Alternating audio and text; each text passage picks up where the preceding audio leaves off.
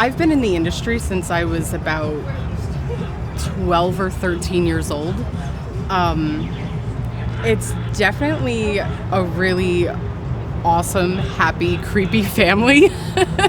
So if you're kind of like a misfit or you feel like an outcast, like it's a really good group to be a part of because we really don't discriminate against anybody. Like a friend of mine who she passed away last year, but she was an amputee, and she was just shopping in a grocery store in a haunted house that was used to be one of our competitors back in the day.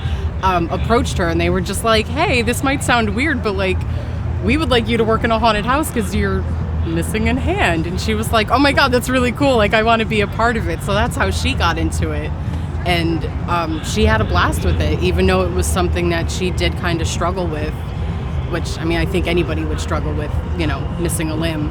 But she had fun with it because you're able to do so many gags with it. Like she could wear like a fake hand and like throw it at people, or like if they came up like using a fake chainsaw or something, they could look like they were actually like cutting her and make it look a little bit more realistic because she was missing the limb. I guess that's a little like on the kind of crazy gory side, but yeah, it's really a great place to feel welcomed. For me, I do have PTSD from my deployment, and because I was in the haunt industry before my deployment, I don't know, it's weird. I always feel kind of weird talking about it. Not that it's uncomfortable, I just don't know if I'm like describing it correctly.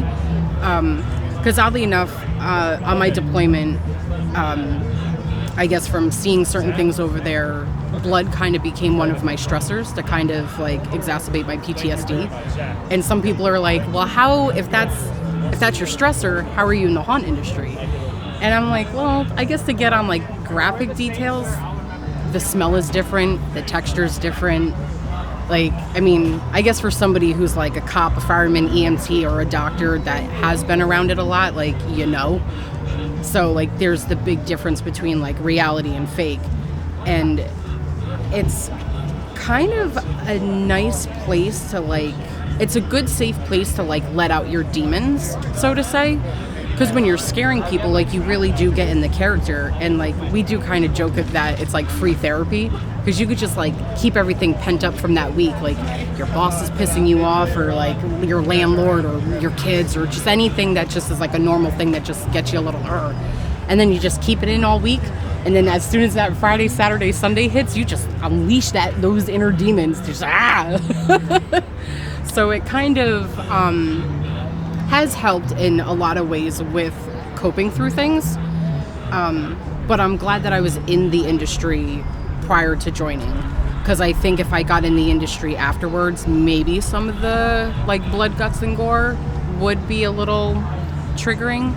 So, and it's also in a weird way kind of a sense of home, because it was something that was in my life prior to deploying.